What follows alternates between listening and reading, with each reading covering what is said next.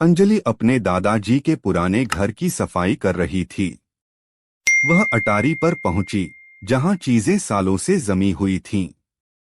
धूल से भरे संदूकों और अलमारियों के बीच उसकी नजर एक पुराने रेडियो पर पड़ी। रेडियो लकड़ी का बना हुआ था, उस पर नक्काशी की हुई थी और वह काफी भव्य दिख रहा था।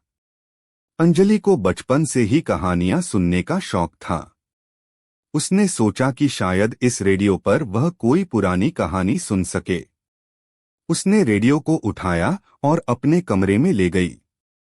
वहां उसने रेडियो को बिजली के बोर्ड में लगाया। कुछ कोशिश के बाद रेडियो में करंट दौड़ने की आवाज आई और फिर रेडियो फूटने लगा। अंजलि डर गई और रेडियो को बंद कर दिया। लेकिन रेडियो खुद ही चालू हो गया और उसमें से बूढ़े आदमी की धीमी आवाज आने लगी। आवाज कुछ कहानी सुना रहा था, लेकिन अंजलि को कहानी समझ नहीं आ रही थी। वह किसी अनजानी भाषा में थी। फिर भी उस आवाज में एक अजीब सी खींच थी, जो अंजलि को रेडियो के पास खड़े रहने पर मजबूर कर रही थी। धीरे धीरे कहानी भयानक होती जा रही थी। आवाज में कांप उठी थी, जैसे कहानी सुनाने वाला किसी भयानक चीज से डर रहा हो। अचानक रेडियो से चीखने की आवाज आई और फिर सब शांत हो गया। अंजलि सहम गई थी। वह कमरे में इधर-उधर देख रही थी। उसे लगा कि कहीं कोई छिपा तो नहीं है।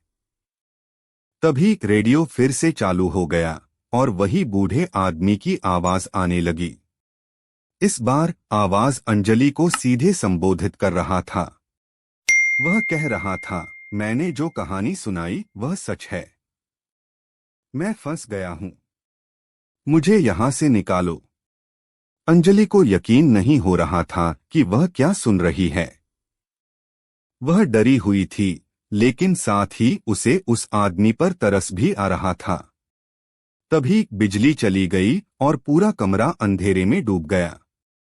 जब बिजली वापस आई तो अंजलि ने देखा कि रेडियो गायब हो चुका है। वह उसे ढूंढने लगी, लेकिन रेडियो कहीं नहीं मिला।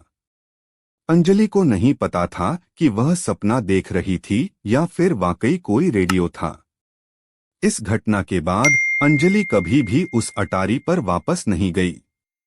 उसे हमेशा लगता रहता था कि कहीं वह रेडियो फिर से चालू हो जाए और उस बूढ़े आदमी की आवाज सुनाई दे।